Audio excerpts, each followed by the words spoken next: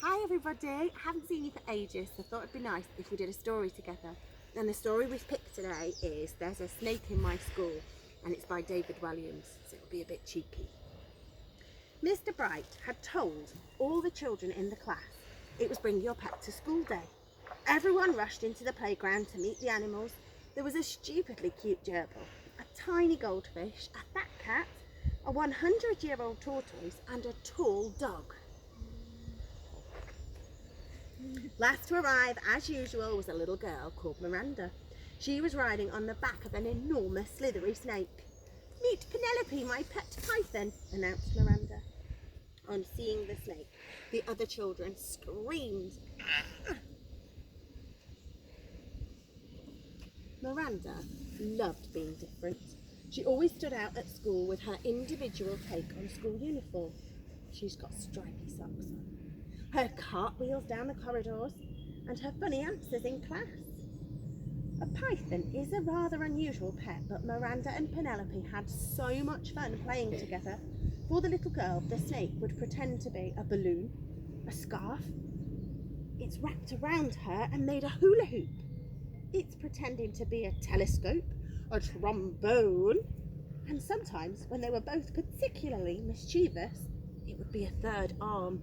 You might not be able to see from there, but that snake is pretending to pinch a teacher's bottom. "Come and give her a tickle," encouraged Miranda, but the other children were too scared. Penelope was a python after all. Pythons eat people. All the pets were frightened too. The large dog yanked on its lead, sending his owner flying.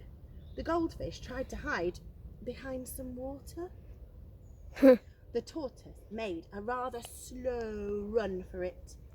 The fat cat just carried on napping, and the cute gerbil flashed her gnashes and didn't look so cute anymore. Miranda slid down her snake. The little girl tickled her python under the chin, and the snake smiled. "See? She's very friendly." Soon everyone was gathered around to marvel at Penelope. The python loved the attention and made a climbing frame for the children to climb on, steps for them to step up, and a fireman's pole for them to slide back down. Penelope even helped the children to learn their numbers.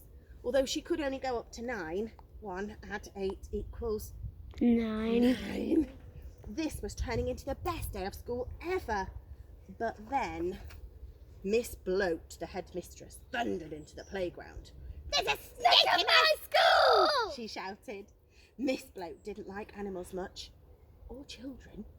"It's Bring Your Pet to School Day," spluttered Mr. Bright. "And Penelope is my pet," said Miranda.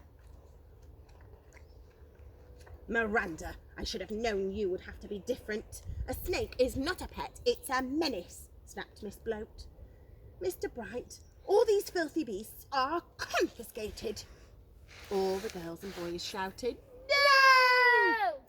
as the headmistress stuffed their pets into the lost property cupboard. Except for Penelope the snake, Miss Bloat had other ideas for her.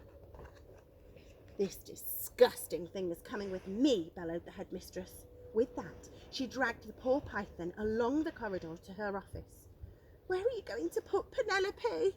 asked Miranda. "In the bin." "No!" Miss Bloat crammed the snake into her bin and slammed the lid shut. Then she plonked herself down on top so the python couldn't escape. The bin rattled and rattled, but Penelope was trapped. "A snake in my school, indeed. Get back to your lesson." She sounds mean, doesn't she? Downstairs in the classroom, tears rolled down Miranda's cheeks. All the children were sad to have their pets taken away, but no one was sadder than Miranda. The little girl feared that she would never see Penelope again. At the end of the day, Miranda dashed upstairs to Miss Bloat's office to try to make her change her mind. There was no answer, so slowly Miranda pushed open the door, only to see... Are you ready? You might have to zoom in a little bit closer, Stanley, so we can see. Penelope sitting in the headmistress's chair. Look at her!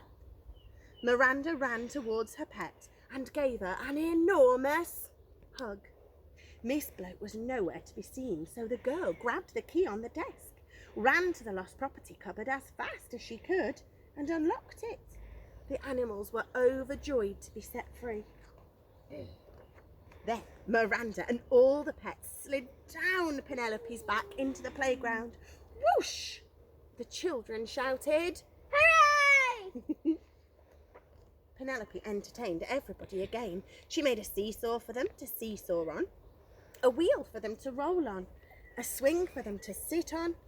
Penelope even helped some of the younger children with the alphabet, although it was hard to do an X. Oh, and she made a skipping rope to skip with. As for Miss Bloat, she had completely disappeared, so Mr. Bright was made headmaster. Now the children were allowed to bring in all their favourite animals whenever they wanted. The school became a home for every sort of fantastic creature. An ostrich, a giraffe, a gorilla, an elephant, a tiger, a kangaroo, a crocodile, a grizzly bear, and even a colony of penguins. But the star attraction was always Penelope, though Miranda had noticed there was something different about her python. We're ready. There was a bulge, a big bulge in the snake's tummy, a bulge in the shape of Miss Bloat. But the little girl thought it was best not to say anything. And right here we've got a little speech bubble and it says, "Let me out! Let me out!" And there's a very pointy finger from Miss Bloat, I think. Oh, I hope we get to share a story again soon. And I'm looking forward to seeing you all in school really soon. See you soon. Bye.